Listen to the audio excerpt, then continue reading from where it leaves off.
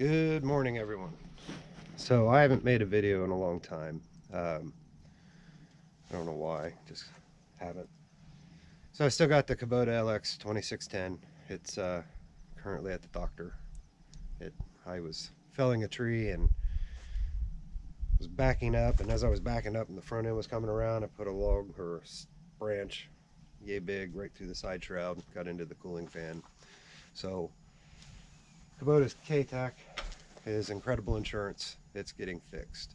So this video, I'm just going to pretty much show the new toy to the family. I bought this several months ago, and the intent when I bought it was to fix up this old barn. I wanted to use dead ash trees from the woods and just fix the barn.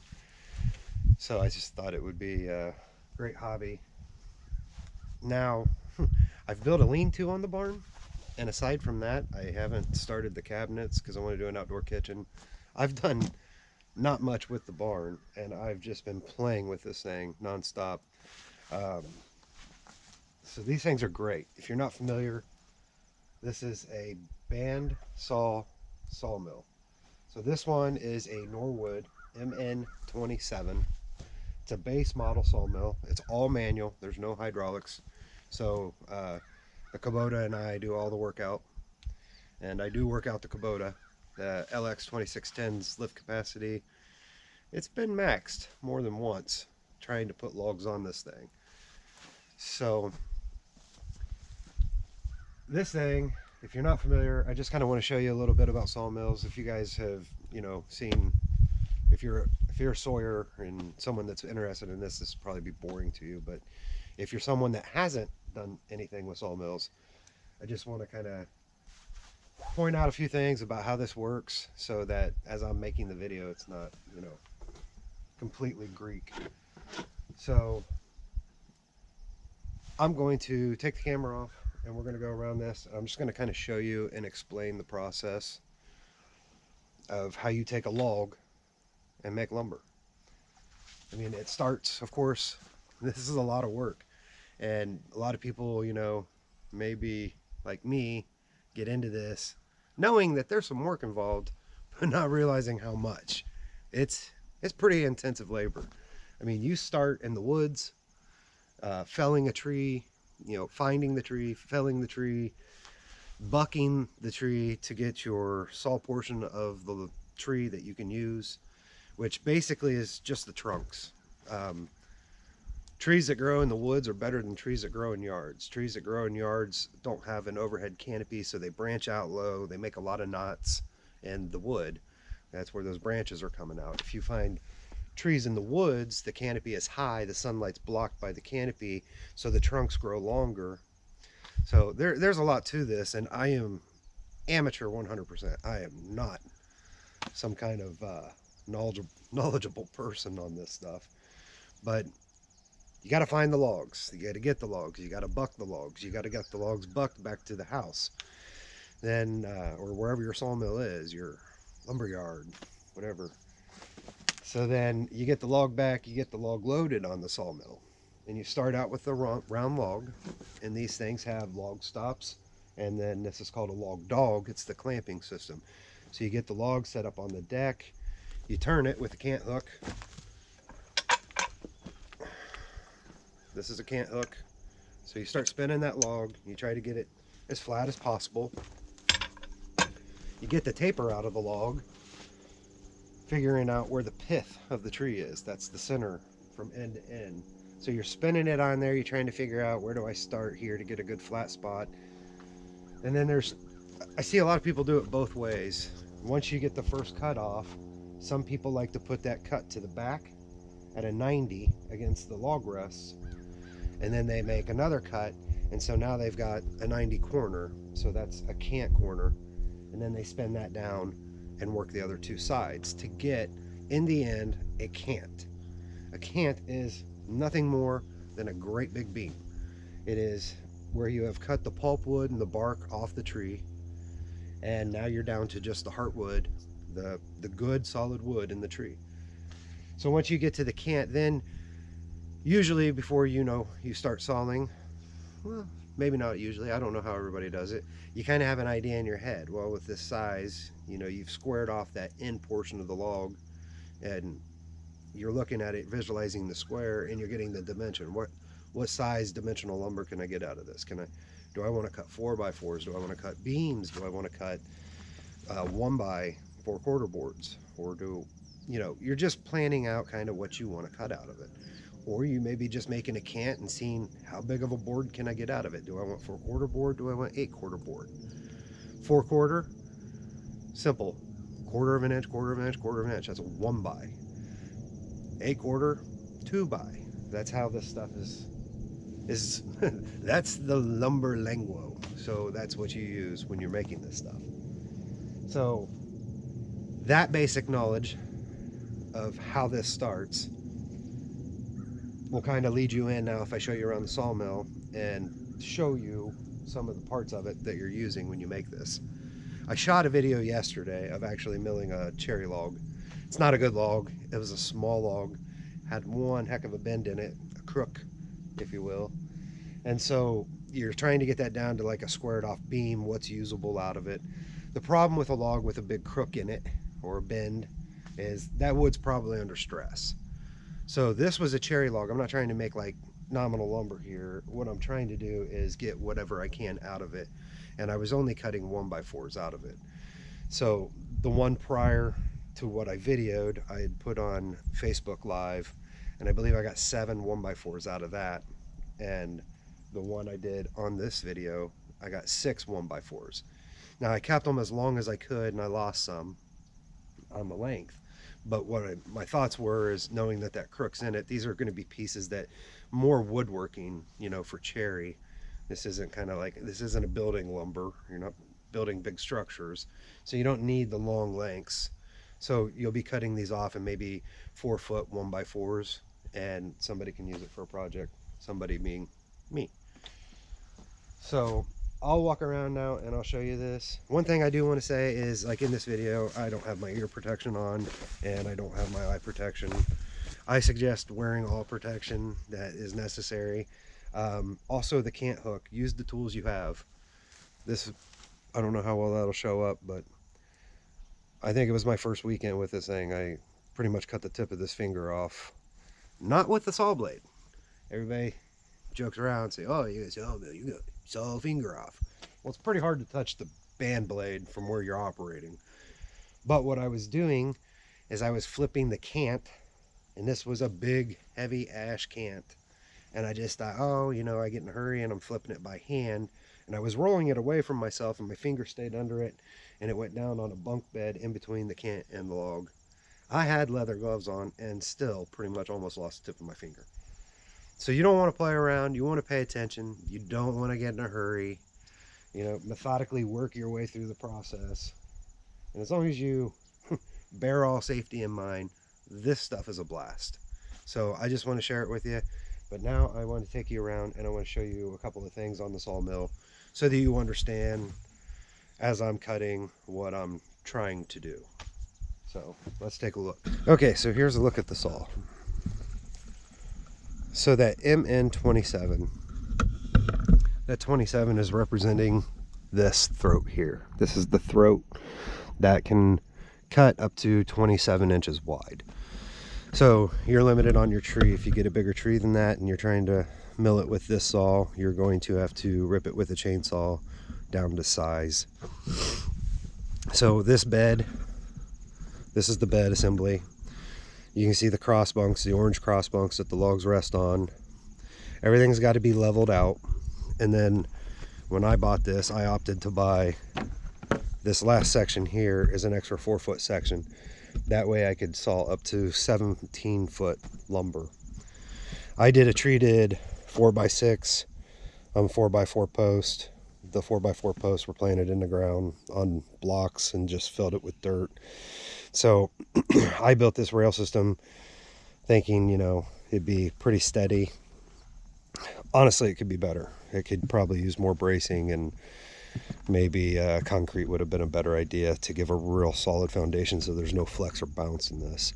Because that deck, however level it is, that's the quality of lumber you're sawing. So let's get to the saw here. So the band blade goes in. A blade lasts you about 2 hours of cutting if you're lucky, if you don't hit a bullet or a nail or any kind of metal.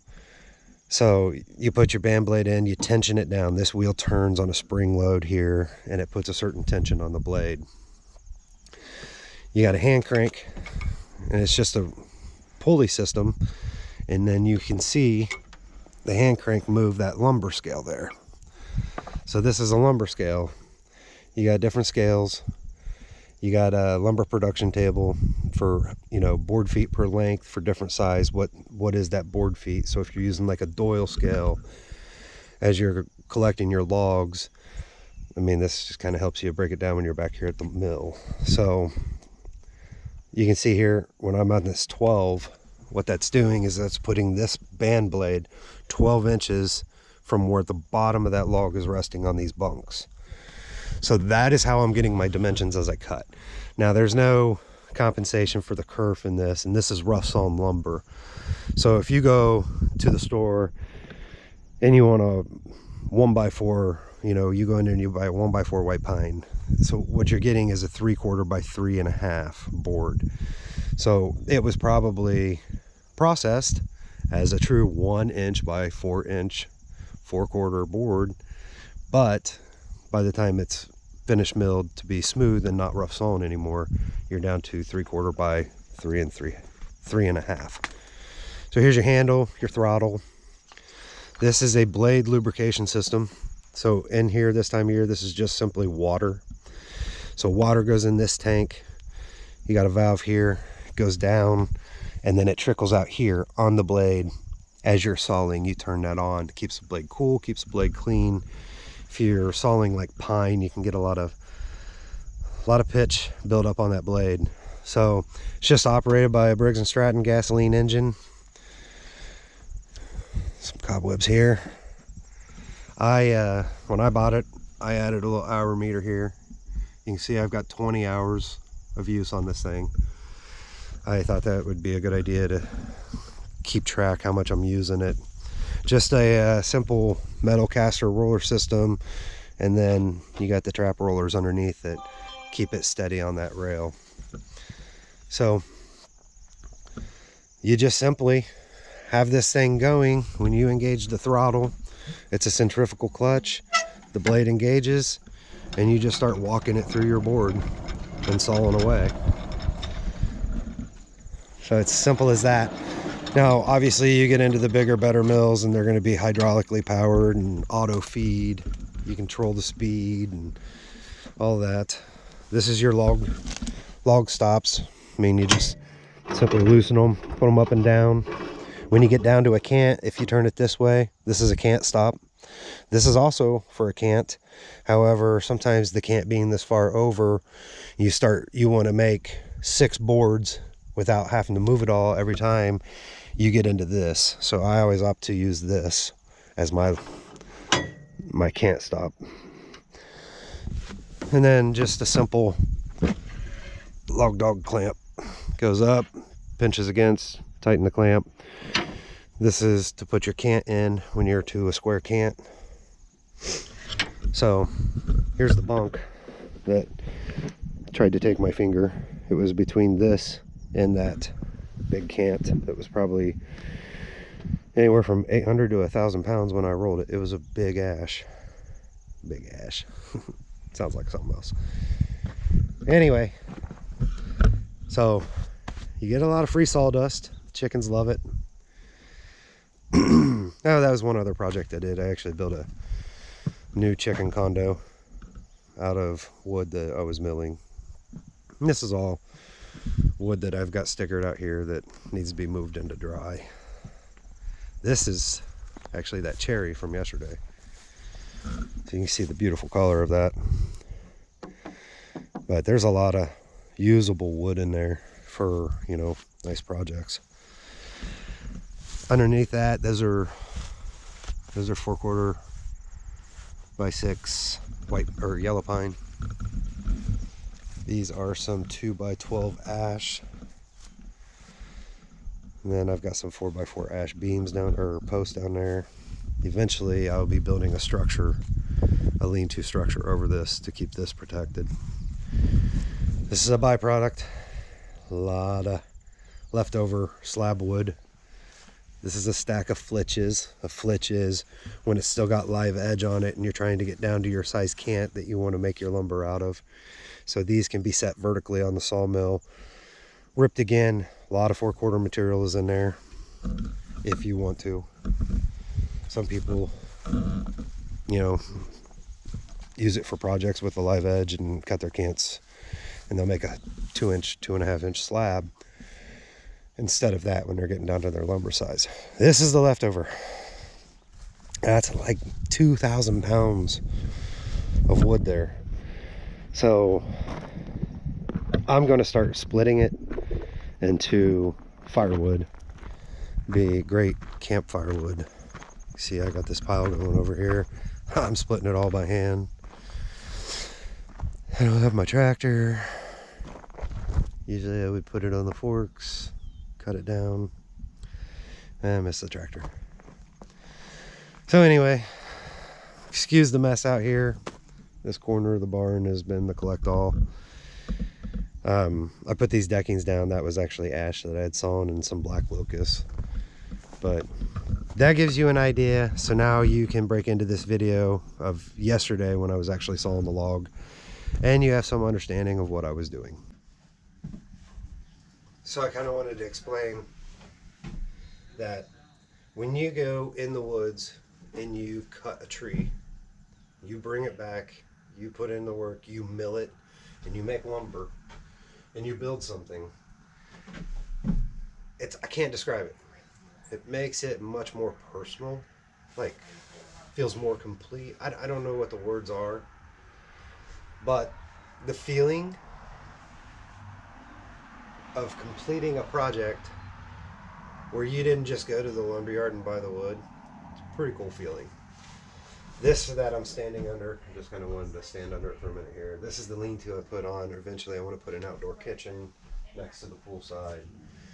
A little pool bench, whatever. That's just what's great. Lumber's free. It's work, it's labor. Unless you're paying for the log, it gives you endless opportunity for projects. And it is a great sense of accomplishment. Maybe that's the word I was looking for. When you build something from something that you started with just a tree. It's a great feeling. I really can't describe it. It's just one that you feel, and it's a very complete process. It's really cool. Also, October, I think it's October 4th. It's 38 degrees out here. I love this time of year. I was ready for this. This is awesome. I can work out here and not be covered in sweat. But byproduct, there's a live edge bench there. I was literally playing one night and just kind of threw that together. But I mean, that's a byproduct. That stuff's free. Do whatever you want with it. Pretty cool. So, enjoy this video. We'll see you.